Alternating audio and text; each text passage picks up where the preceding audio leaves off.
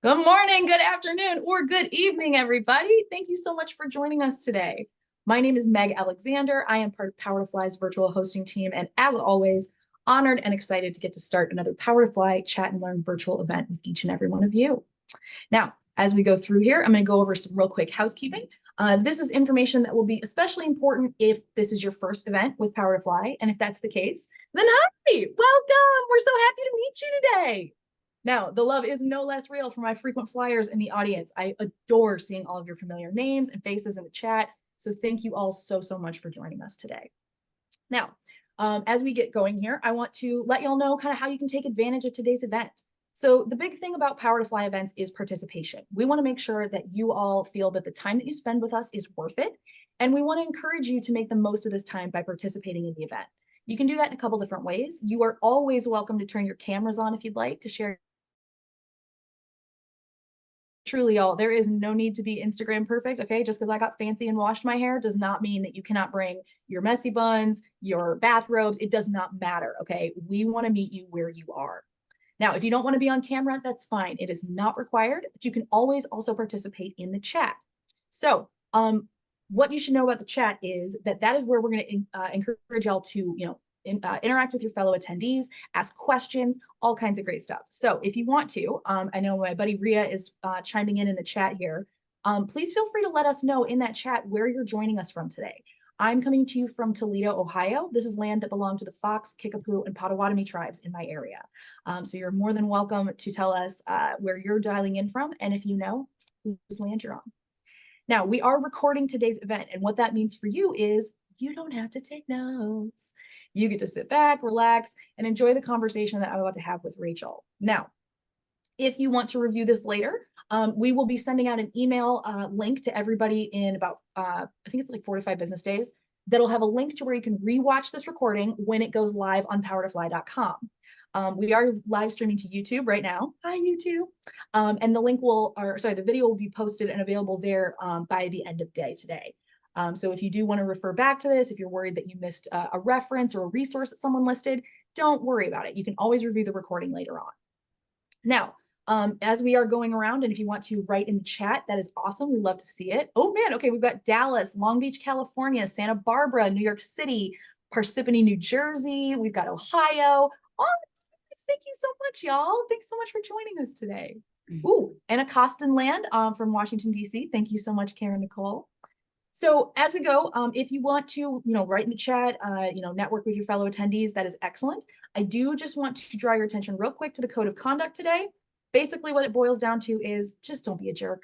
As always, we encourage y'all to interact with each other and just make sure we're operating from a place of kindness and respect. Now, very excited to introduce our speaker today. But before we do, I want to let you know where she's joining us from. So Rachel is the key behind Woken. She'll tell you a little bit more about this in a little bit. But Woken offers career coaching and digital tools to help guide professionals through career goals and challenges. Now, Woken supports individuals with career path exploration or to help clarify your direction. They also help with things like upskilling, personal branding, job searching, networking, interviewing, and much more. Now, I'm very excited to introduce you to Rachel. Rachel Serwetz is the CEO and founder, as well as a career coach at Woken. Now, Rachel's early professional experience at Goldman Sachs in ops, as well as at Bridgewater Associates in HR. From there, she moved on to train as a coach at NYU and became a certified coach through the International Coach Federation. Now, after this, Rachel worked in HR research at Aon Hewitt, and she attained her technology MBA at NYU Stern. Now, throughout her career, Rachel has helped hundreds of professionals with career exploration. And for the last 6.5 years, she's been building her company, Woken.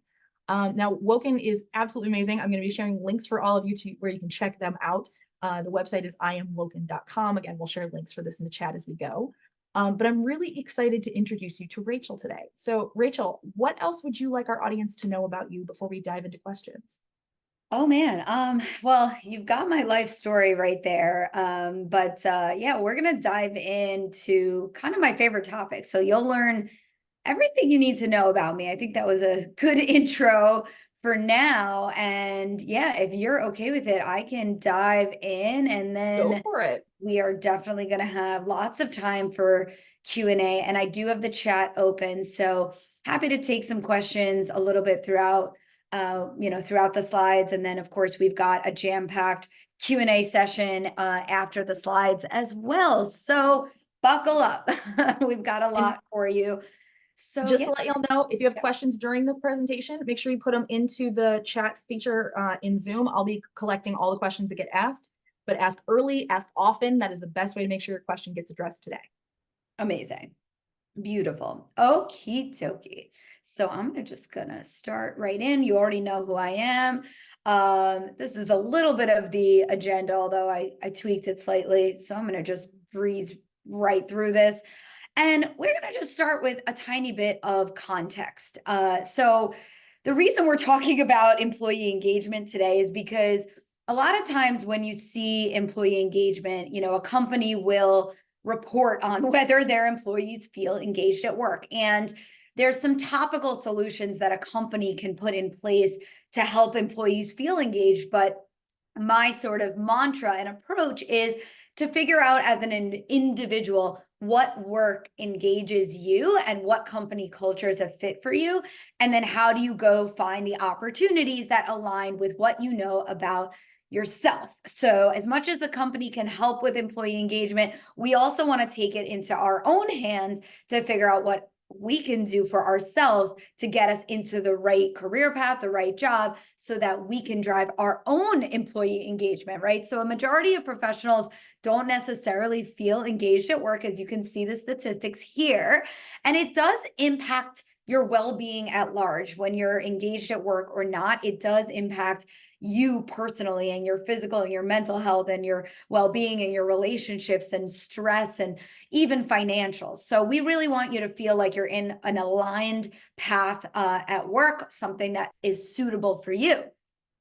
And so we often talk about this fluffy, dream career, but we're going to make it realistic of finding work that is suitable, finding work that's meaningful, and why that's so beneficial for you.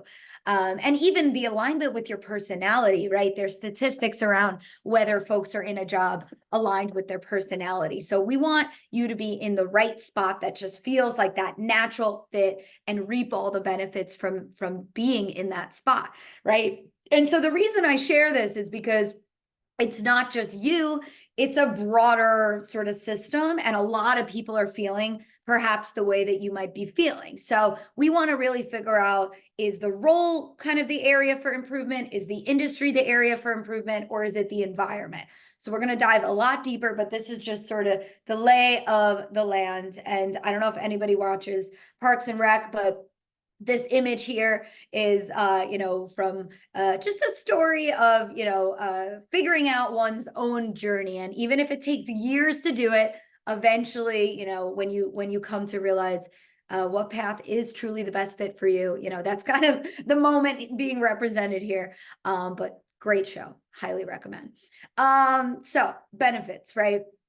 As I mentioned, when you find job alignment, it helps your well-being, it helps your physical and mental health. It makes you feel relieved and excited. It also increases your wealth potential. You're going to get better at your job and make more money doing it when you're on the right journey.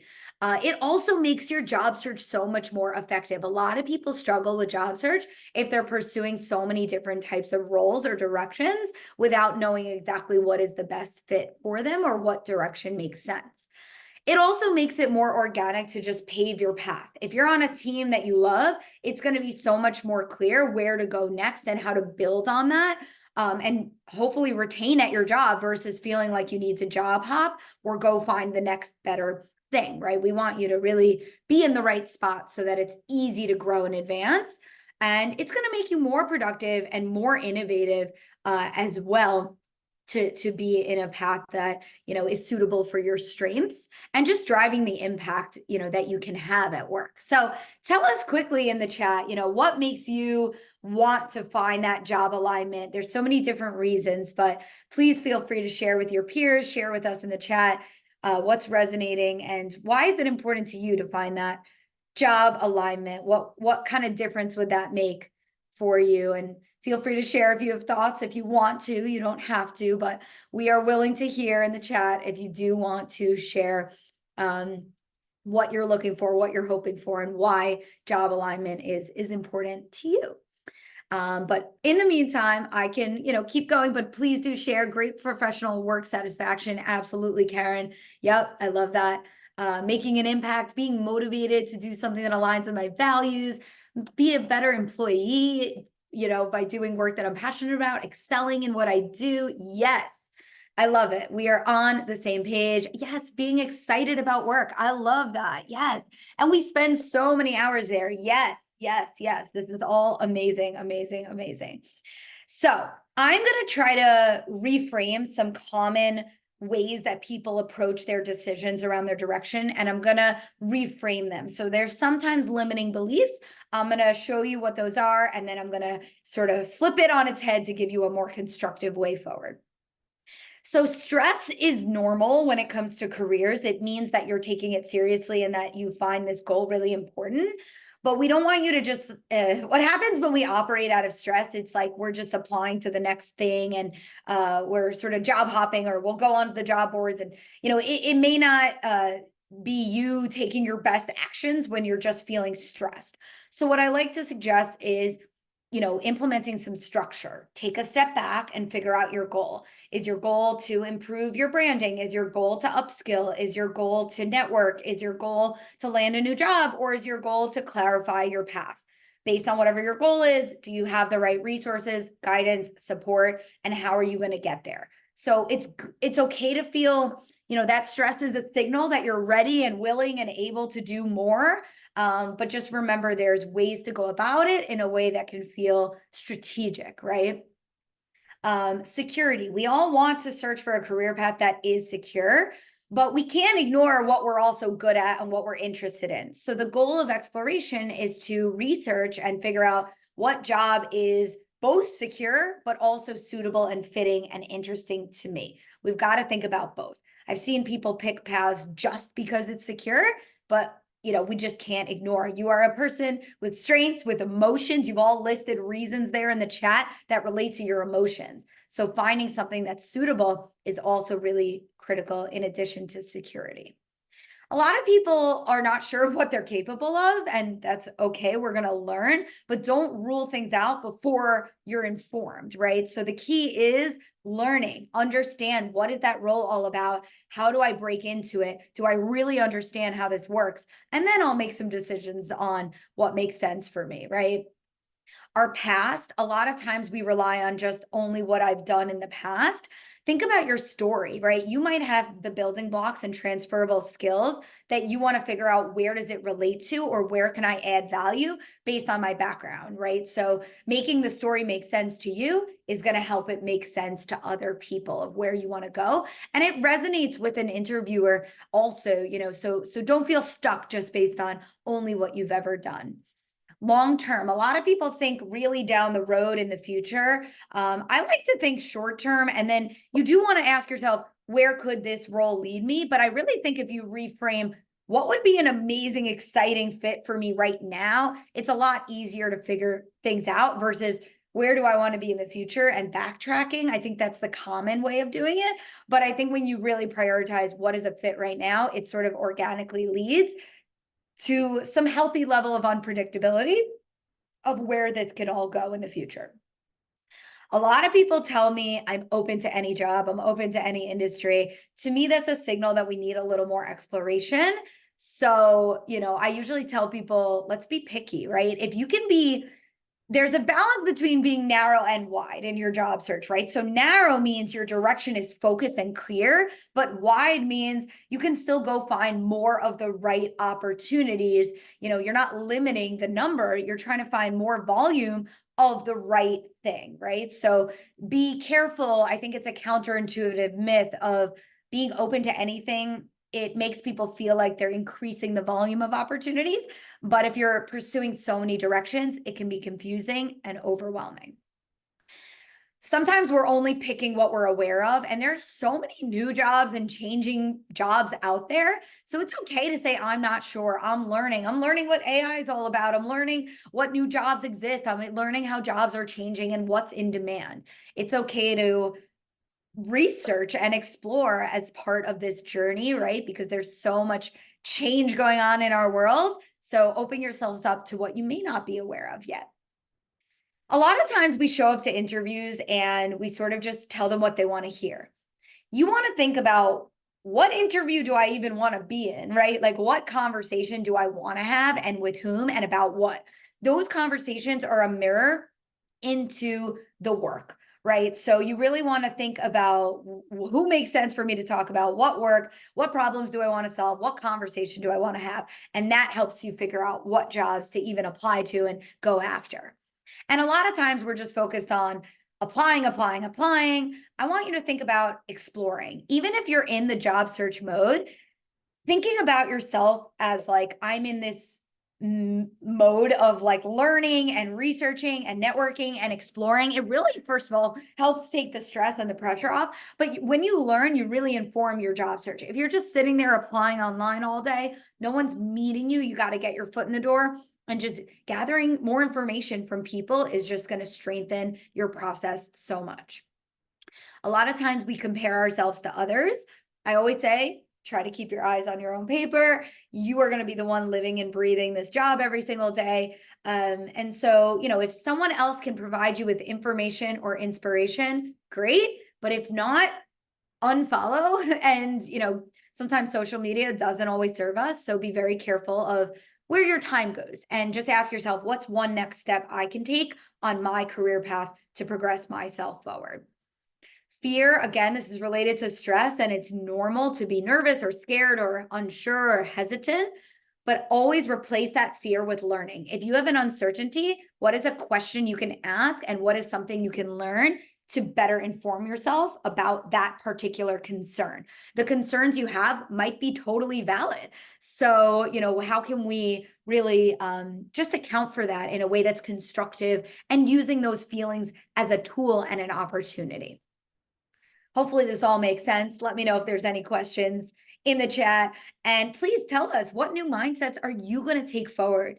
So what's resonating from this list?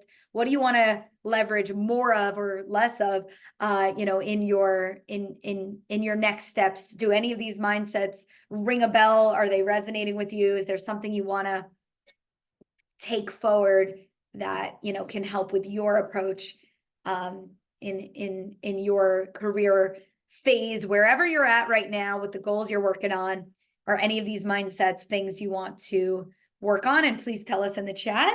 If you want to share, you're welcome to. You don't have to, but we always love to hear it. Want to resonate more, not being open to anything and everything, and narrowing the focus and not comparing myself to others. Yes. Working on exploring and interviewing well. Yep.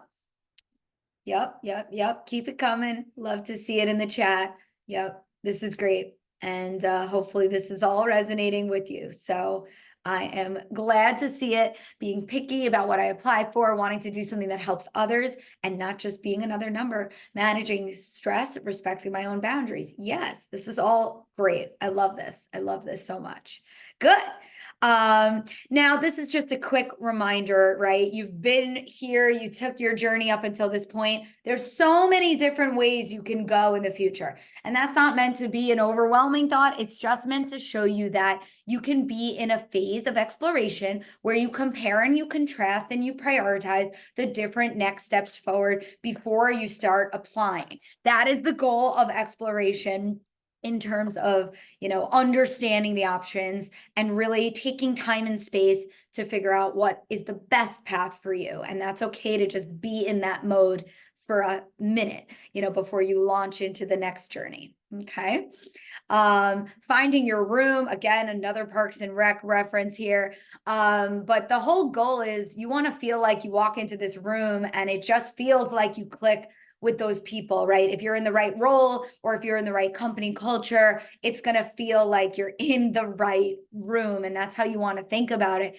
I'll never forget my first role. I was with a bunch of operations analysts, and we were in this training, and some trainer was like making some silly joke. And I was like, literally only these operations nerds would laugh at that joke, and I was like, you just get that sense when you're around people that it makes sense to you. You're in the right place. That's that click feeling that we want you to get to, right?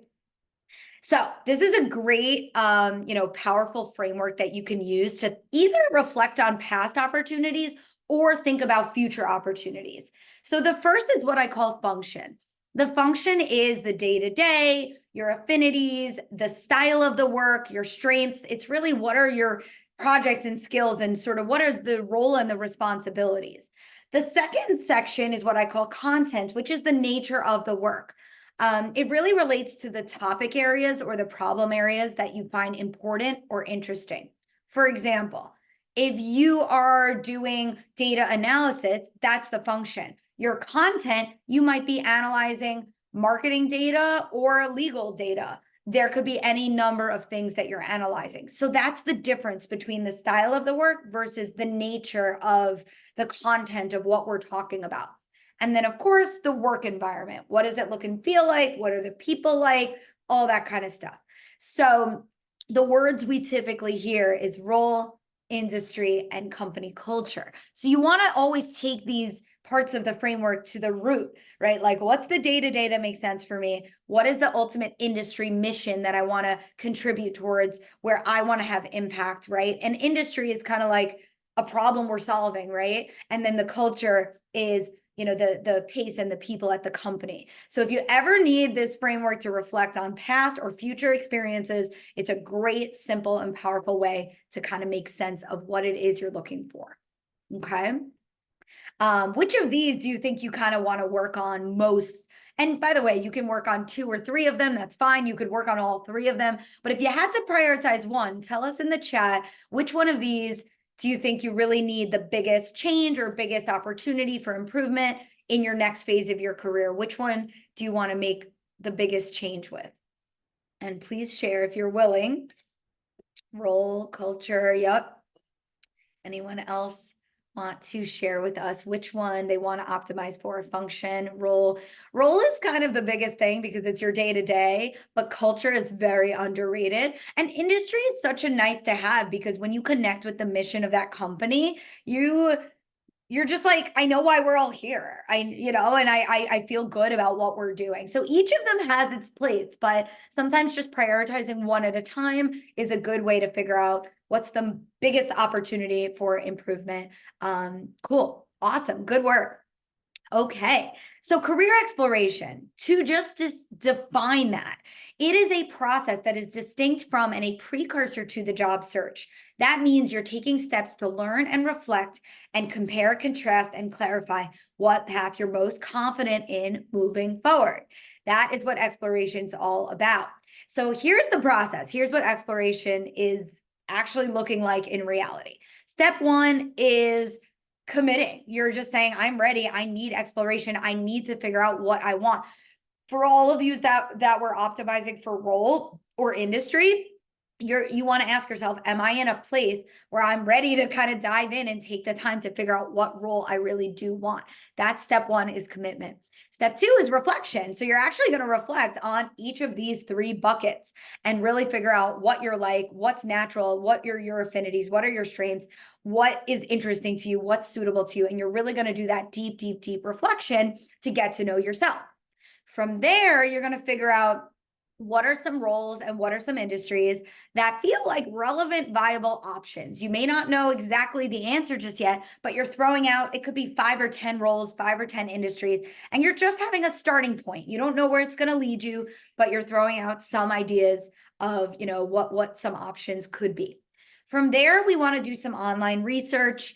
There's only so much we can learn online, but I will say, these days, we've got YouTube, we've got TikTok, we've got ChatGPT. These are great tools to get quick information from online resources, but nothing replaces networking. When you meet with someone who's in the role that you're considering and you chat with them and you have an informational chat, you really learn and you paint this picture of what is your job? What is your week like? What are you doing?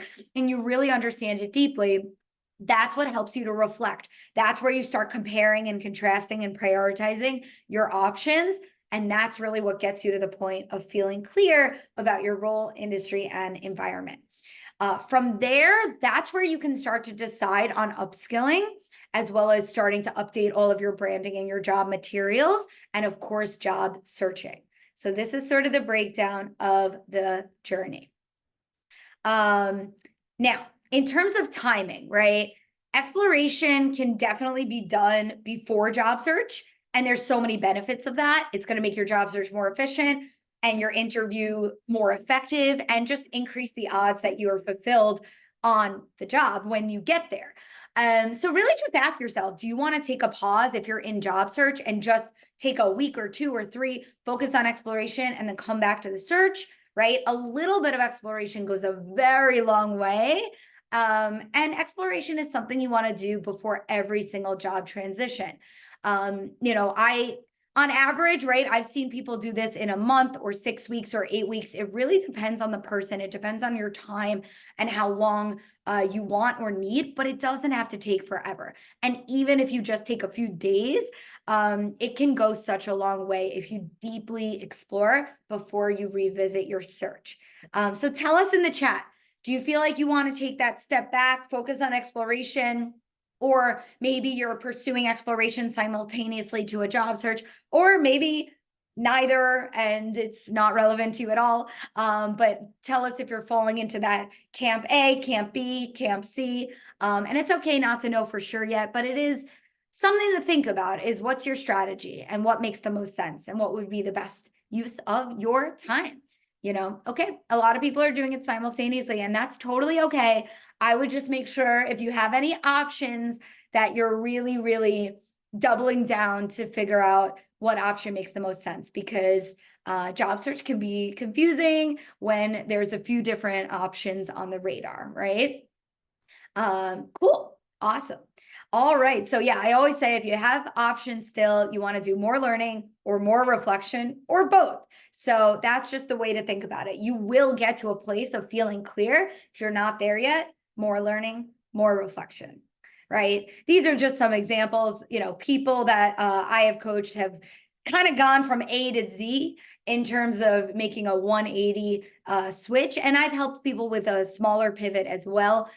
So you just never know what's out there for you, but, give yourself the benefit of the doubt to learn what it is you want and what's right for you. And there's always a strategy and a way to make it happen.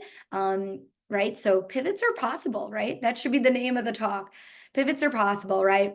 And just as a bonus, right? If you are in the job search mode, these are kind of my 3 tips here, right? So are you being transactional or are you considering, who do you want to talk to, right? And about what? Using that job search, using the interviews and the networking as a mirror into the work versus I'm just checking the box and I'm just getting any conversation, right? Are you plugging away heads down or are you reflecting on how it's going? And are you adjusting, right? If we're doing the same thing over and over, expecting different results, you know what they say about that, right? So we've got to measure and adjust and learn from how we're doing. And of course, just feeling clear in your direction, as we've been talking about, when you're applying to so many different directions, it can slow us down and it can be stressful and not as efficient, right? So we want it to be fun, right? When you're networking, if you're upskilling, if you're chatting with people, if you're interviewing, we want you to enjoy those conversations. And that will be a signal that you're in the right journey, you're in the right path, and you're in the right job search, right? So the team at Powered Fly has already been doing a great job of helping you all get to know us, but this is what we do here at Woken. And we're here to help you feel clear and fulfilled and intentional with every single change that you make. So I'll make sure you guys already have our website. We always offer a free initial call. But yeah, I am happy to kind of pivot to some Q&A. I know we have a bunch of Q&A. So hopefully that was helpful to get you all started with some foundations of our talk today. Yeah, absolutely. I love this. Okay, so I'm going to start going through some of the questions that we were ready to ask today. These are questions that you all asked at registration, but I have also been grabbing questions that people have put in the chat. So we'll kind of go in no particular order, just where stuff seems to fit. One of the more recent ones we did get was from Ava Alexander asking, how long does it take for a complete career switch? Obviously, this is going to depend, but in your experience, what have you found? It really depends, right? Like, for example, if you're going to train up as a software engineer and you've done no technical skills, like you might, and by the way, there's ways of doing this on the side of your job or like full time. So that makes a difference, right? Someone in like a very technical field might need 6 to 12 months to, get the fundamentals of those technical skills. But if you've already had similar adjacent transferable skills, you might move faster, right? So it depends on your background. It depends on how big of a pivot, and it depends on how technical. For example, when I helped somebody pivot into project management, they did the PMP. They took just a few weeks or a few months to do that certification. And that's a very formal cert. So once you've got that PMP, people are really like, oh, wow, like you kind of know what you're doing. And of course, we can brand your materials to highlight past project experience. So it really depends on all of these different factors. Some people are doing a pivot full time where they can do upskilling all day, all week. Some people do it on the side of their job. If you are working, you can also leverage internal mobility or shadowing projects at your current company and see what that could help with in terms of, moving you in a new direction. So it really, really, really depends on all those different factors. But, if you're not sure, I would try to get more specific with what pivots am I thinking?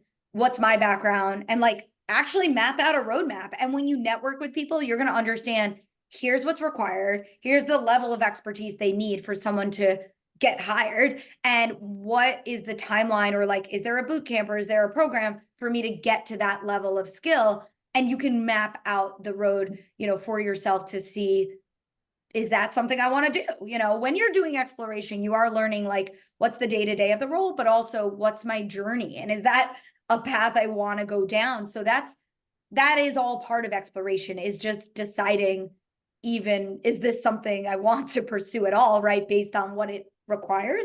So you'd gather all this information and you can map it out. But those are some of the factors that I would think about that would affect the time. But really just learn before you rule something out entirely, because I know it seems like it could be a long road, but you never really know. And sometimes with pivots, it might be a two-step process, right? So say you want to go be a chief of staff. You might say, you know what? I'm going to go first be like an operations or strategy person, and then eventually I'll move into the chief of staff position or whatever that may look like. That's just an example. But, you may say, you know what? Here's my roadmap to getting there. But understanding where you want to go and then figuring out how do people pursue that. Mm-hmm. Okay, I like this. Let's see here. Okay, so one of the things that you covered first, right, is this idea of how to know when it's time to make a career transition. Could you give us an example of like in your past or people that you've helped at what their like kind of turning point was? Is it usually like an exciting incident, or do you see it more often as kind of like an accumulation of stuff? Like, what have you experienced? Yeah, I mean, it's funny because I feel like the minute somebody starts asking, how do I know? It's like you're probably already ready if you're like asking it or if you're thinking about it. And actually, in some of our past Power to Fly chats, which we could try to dig up, there are some slides that I have where we can guide you through what are those thought processes, what are those questions you can ask yourself, what are those feelings that you can recognize in yourself that might actually help you figure out, am I ready? But I would think about, how long have you been thinking about it? How dire are the feelings? Like if you're feeling stressed, I had a teacher came to me and she was crying because of her like work. Like that's dire, right? Like, so like how bad is the situation? How long have you been thinking about it?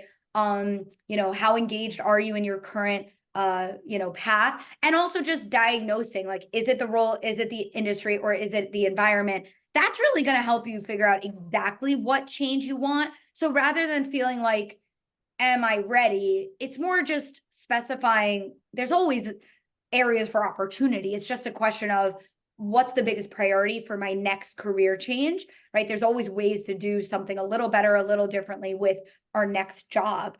So I think just pinpointing those things will help you feel less like, I don't know if I'm ready, and more like, what is it I'm actually searching for? What do I need? Like, And what what does do I that think is mean? missing Yeah, versus, exactly. Getting more Okay. specific. Because sometimes the feeling of like, am I ready? Like it's scary and it's stressful. But like when you really boil it down, that's going to help you be more practical and figure out like the feasible, what is it I'm really trying to do? What do I need? And then what would that mean to make that happen, Yeah, that makes sense. All right. So if we are trying to figure out, how to if we're trying to figure out exactly how to do this, there's several tools. Obviously, we've talked about Woken. Do you think that there are any assessment tools that should not be used, let's say?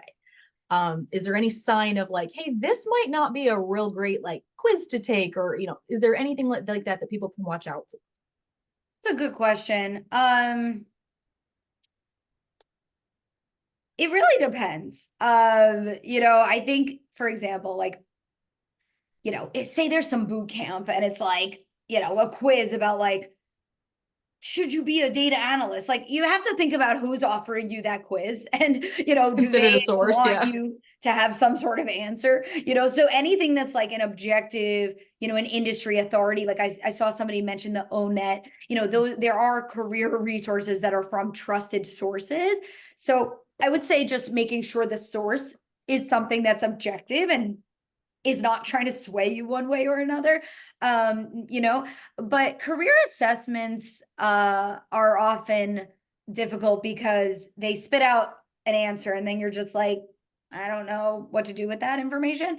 So that's kind of why we built out the exploration as a process. So even if you took an assessment and they gave you a few answers, just make sure to take it forward, because I personally don't think anyone can figure out their entire life in an hour. But, I think that it can take a little bit of time. It doesn't have to take a year. But when you get, an assessment output, look into it further. It's not like the end all be all, like this is the golden answer right away.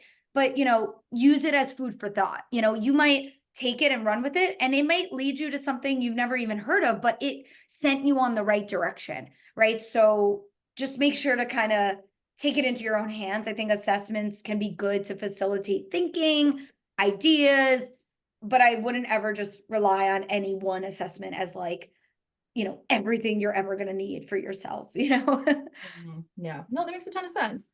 All right. So if you're trying to determine this, and obviously like we're all under a time clock, right? Like nobody lives on water and sunshine. No one's able to like pause their rent for 6 months while they figure out what's going on. So it's really easy to feel, kind of rushed, or like you have to like hurry up and figure out what's going on. Yeah. Do you have any advice for people that are trying to be what like make a good decision while in the middle of, a lot of kind of chaos or a lot of other stuff that's going on? If you don't really have the ability to take that step back, how can people try and make sure they're making good choices, not rushed choices?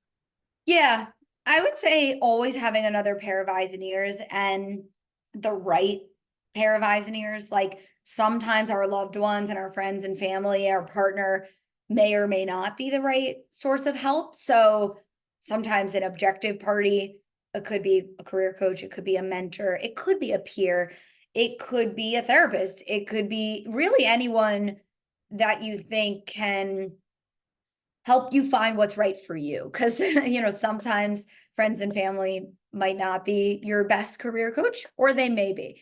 Yeah. So I think if you're feeling rushed, but you're still trying to make good decisions, being intentional, having the right people around you, and doing as much as you can to still get the right support and guidance and resources. Like for me, like I'll work with people and, we might still be under a time crunch, and I'm recognizing that, but there's still ways of saying, all right, how can you still be intentional even with a time crunch? Like, are you going to go after the companies you want to break into, or are you just going to look at the job boards and see what comes your way? So there's little tips about you can still be very productive and very efficient and very intentional.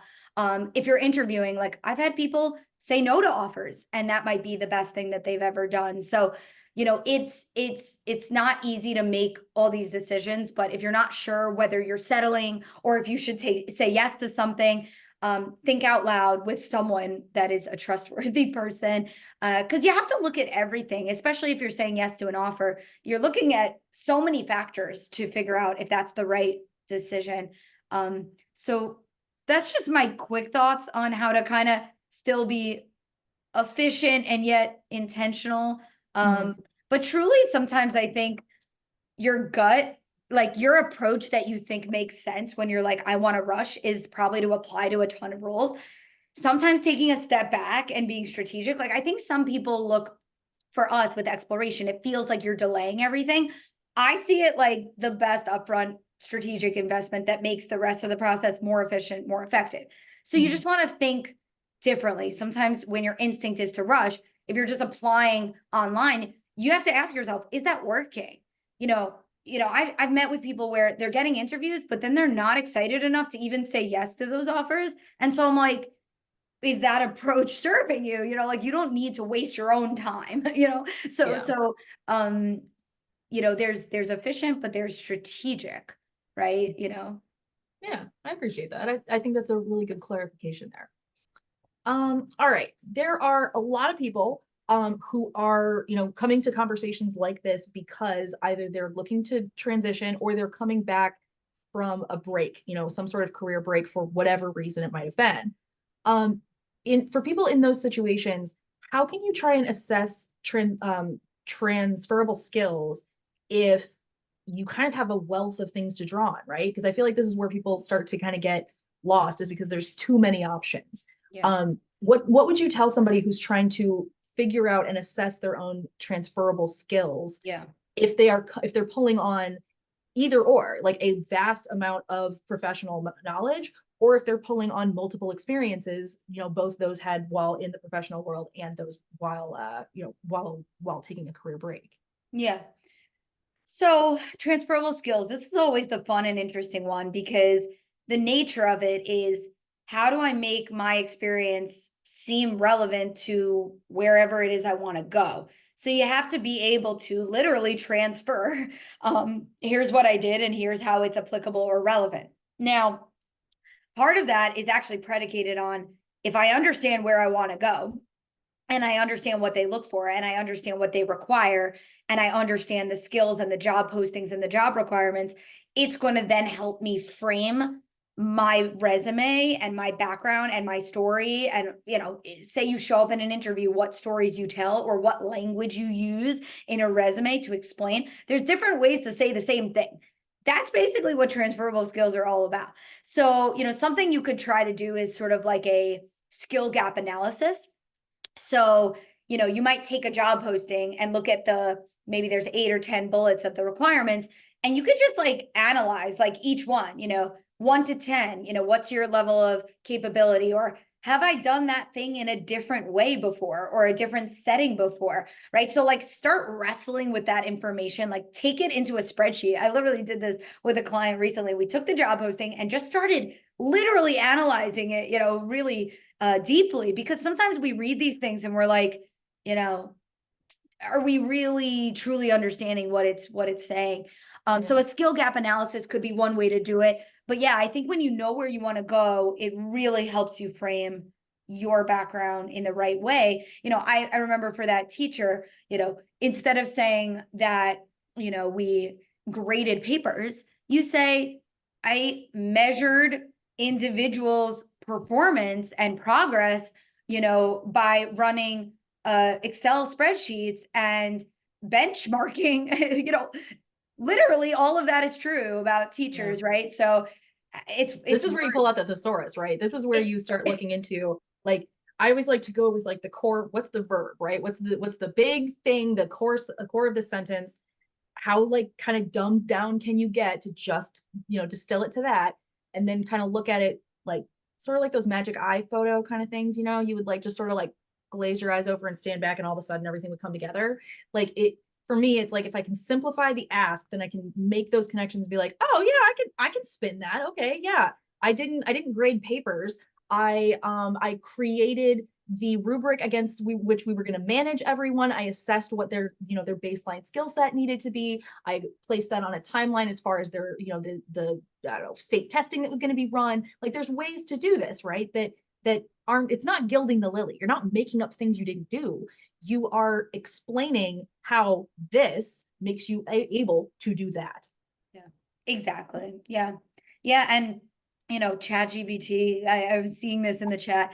It's so great if you guys haven't been using it, and you could just say like, how can I explain this story in the language of what this person would use? Like literally these big questions and challenges, ChatGPT, it's not everything. And I don't want necessarily somebody to write their resume or write their cover letter with AI. But when you're facilitating thinking and you're trying to understand something and you're trying to transfer language or you're trying to deal with a difficult challenge like this, it can really, help get the wheels turning.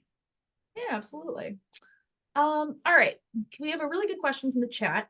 Karen Nicole asks, being in a job for 6 months to 2 years, then moving on seems to be the norm in today's market. How do you recommend staying pivot ready for both jobs with similar skills or as jobs with entirely new skills? So let's talk about this. Even, whether you think you're going to pivot or not, if you think with that kind of timeline of like, all right, well, I'm probably only going to be here for about 2 years, how do you recommend people stay ready for that next thing Yeah. while still being present in the job they're in? Yeah. I would say on like a monthly basis or at least a quarterly basis, just having a check-in with yourself. It could be with a mentor, with a peer, with a career coach, or just put it on your calendar to do on your own. But there's a few activities that, it's similar activities you would do during the job search. But if somebody's just in like career advancement mode, I would, still be researching, learning about new companies, learning about new tools, learning about new skills. And research is learning versus upskilling is literally developing your own skills, right? That's relevant. And then networking. Even if you meet one new person a month or one new person a quarter, proactively building relationships with people who are in your target roles, in your target companies and industries. And then really reflection, like clarifying, where would I want to go next? Do I know my direction? Even if you're not making an immediate change, knowing what you would want is going to help make sure that your efforts, even in the job, are, the best way of representing. Like you want to strive to get the right projects on the job based on where do you ultimately want to go in 1 or 2 or 3 years. So the clarity piece, research, networking, upskilling. And then the branding is always good too, a little thought leadership. You might write a blog. You might have your voice active on LinkedIn. You might think about a website or a portfolio. How can you just build your brand in a way that you haven't before? You could, of course, keep your resume updated. I would say every 3 to 6 months, give or take, right? And there's different things you can work on with branding, professional summary, of course, optimizing your LinkedIn profile.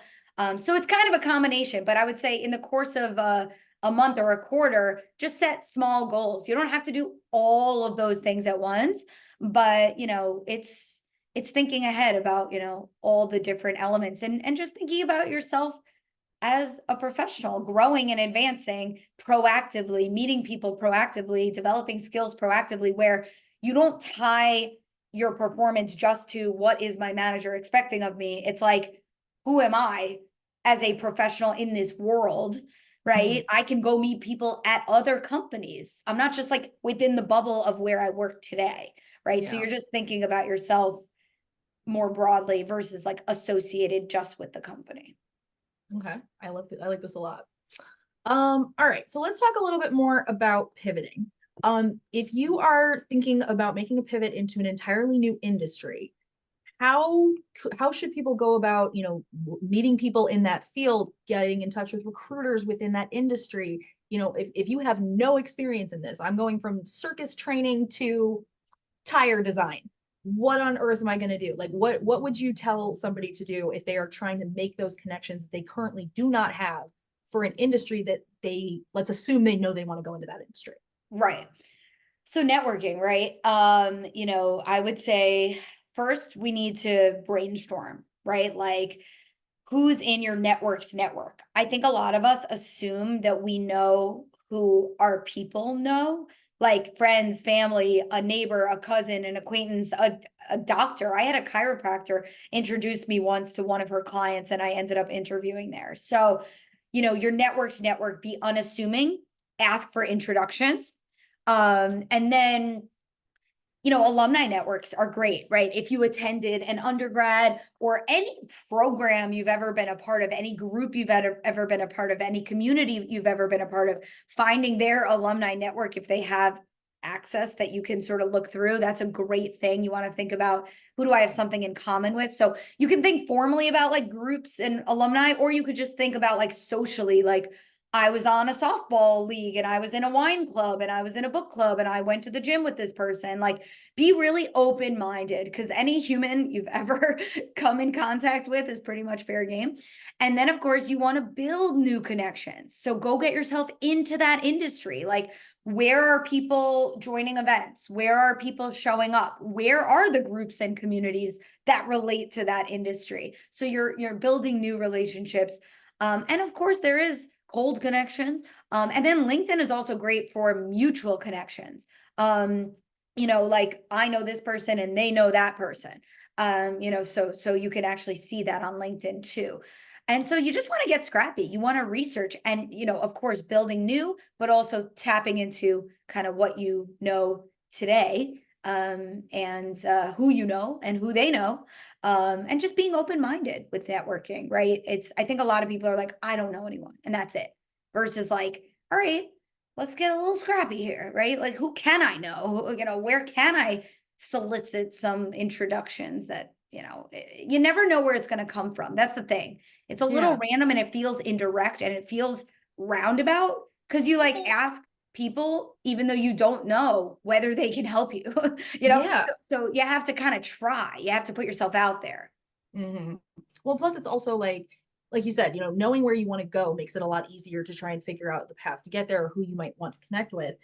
But when you put a label on it like networking, it sounds all formal and scary, right? But actually, like, you're just talking to people, you're just making friends. That's all it is. And so when you think about people as network connections, it's not transactional, right? It's not what I can do for you and then you're going to do this for me and then we're done. It is, I'm interested in in some of the things that you're doing or the rooms that you're able to get into. Tell me more about that. Like, I think that when we put the label on it, people get real weird about it. It's like, no, you don't have to think that hard about it. Yeah. All right. So this question I really liked. This person wanted to know, how can you reconcile what you want versus what is actually available in the job market while you are navigating this search? Because, once you figure out what you want, let's say that I figured out that I want to, I don't know, be paid to eat ice cream and play with puppies all day. That might be what I am honestly truly meant for, but is it a possibility? So as people are trying to balance these, what do you recommend they do to kind of make sure they're thinking of both sides? Yeah. I think, networking is the best way to understand the reality. And you can ask for stories. You can ask for patterns. You can say, who was the last 3 new hires on your team and what did they have in common? Like, you want to understand, how do people actually get hired into this, in order to understand, is this feasible, right? Like, what would this mean for me? Is this something I can go do? Or, what is it they actually look for? So if you're trying to just get simply realistic about things, the networking and understanding from people how this works, who gets hired, what they look for, asking those concrete questions, is the best way to make sure you're not being unrealistic. I liked this question especially because it very much reminded me of oh, I'm not gonna not remember it now. Ikigai. It's a Japanese concept of to like discover your purpose, right? And it's like like a Venn diagram, 4 parts. And it's what you love, what you're good at, what the world needs, and what you can be paid for. And I had never heard it before about a year and a half ago. And the second I did, I was like, oh my God, that's so genius, because that also kind of makes room for the different ways to evaluate what you do, right? Like, I can do this. I can talk to people all day long. I was a waitress. I was really great at that. But parts of that job of waitressing were horrific for the rest of my mental health and self-esteem and whatever. So it's like, okay, try and balance like what you're good at with what you actually like to do. And I don't know, just there's something about the four things all working in concert made a lot of sense to me in a way that not a lot of other things had when I was Yeah. trying to figure out like, but what do I do? Right. Totally. It is a balance. Yeah. And that's that ikigai, I can't pronounce it, the Venn diagram. So yeah, that's exactly right. And that's what exploration is. It is blending. I'm learning about myself and I'm learning about these paths, and I'm trying to learn about both of those things at the same time to both combine what I'm good at, what I'm, sort of what I'm natural at, what I'm best at, but also, yeah, like what are the real roles? What is the what are the job titles, and what does it really look like? You're doing those two things at the same time, right? So if you learn about that stuff simultaneously, that's really what helps you figure out the fit. I like it. Okay. All right, we have about 5 minutes left. I'm going to try to get to like at least one more question. Da, da, da, da, da, da, da. Ooh, okay. This one was talking about employee engagement. So this is coming from maybe a different side of this question about like kind of ways to build paths for employees or keep them engaged. Are there any like best practices you've seen? Honestly, this also seems like something that you would look out for in a new company as well, to try and make sure that you're going to move to a place that will support you and not just great, you're here now, you're here forever kind of thing. But anyway, so if people are kind of doing that and assessing, what are some things to look for that would indicate that workplace or that industry is going to help continue that development for you? Yeah. I mean, you can, of course, sometimes open-ended questions are good in interviews, and sometimes really specific questions are good. But if you were to say, like, what does growth and development look like here? That's really broad and vague, but actually that's a good test because they should have very specific answers. So I think the test is, are they giving you some fluffy thing, or are you actually hearing them say, yeah, every quarter we meet with each employee and they set their goals and they always work on one stretch project. When you hear things like, are they choosing a project, right? Like, are we meeting on a frequent basis? Is there a process? Are there tools?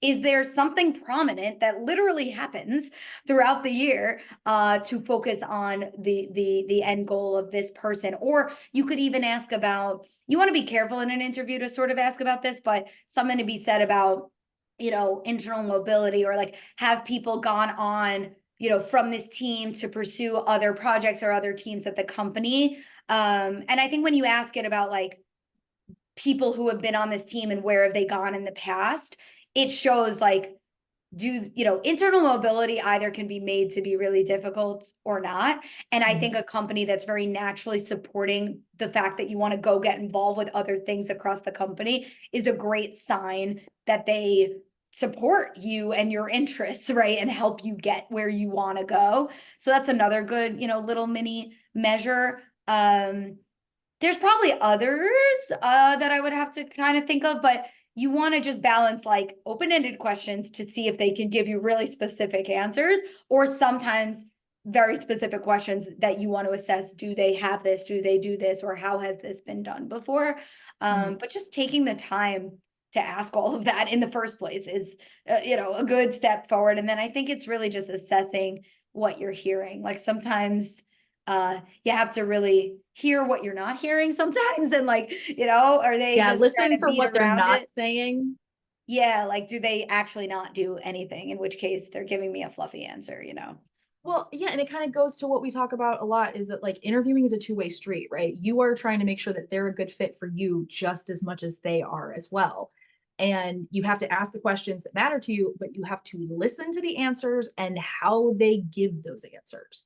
Like if you're asking about like ERGs and like, oh, do you have this? You have that? And they don't, are they saying no in a way of like, we really wish you wouldn't talk about this next subject? Or are they saying it in ways of like, you know what? No, we don't actually have anything like that in place yet. But if you were to join us, is that something you'd be interested in pursuing or helping spearhead or whatever? Like you got to pay attention to how they're saying it and what they're not saying. Right. Absolutely. All right. We are just about out of time today. Rachel, this is always fabulous. I love getting a chance to host you. What do you want to leave our audience with today? Oh man, just know that people are here for you, your peers around you, Power to Fly, Woken, we're here. There's a lot to do with careers. I know it can feel daunting, but we can always break it down. There's always one step at a time that we can take to progress you forward. And there's just so much support around you to help you get where you're trying to go. So reach out, holler if I can help. We will be back in June with another chat, more on the AI stuff. So really thinking about where the world is going. And yeah, just please reach out. We have a ton of free resources on our website as well. And we always offer a free call. So yeah, would love to help however I can. Rachel, thank you so much. It's wonderful to get a chance to talk to you again. I cannot wait for June so we can talk again soon. Thank you so much. Sounds good. You guys. All right, y'all. Huge thank you goes out to all of our attendees as well. Truly, these events are as impactful and amazing as they are because you all show up for them. The questions that you asked at registration were fabulous. I loved seeing so many questions in the chat today as well. Thank you all so much for that engagement. Whether this was your first Power to Fly event or your last, I sincerely hope that we will see you again soon. And if you are unclear or unsure about anything else about Power to Fly, you want to know how you can utilize our resources, all that good stuff, you can always write to us. Our help inbox is hi, that's hi, at powertofly.com. Rachel's right. We have great programming coming up for you in the coming weeks as well. So whether this was your first event or your 50th, I sincerely hope you will join us again soon. Go out and have the day that you deserve to have, y'all, and we will see you back here soon. Bye.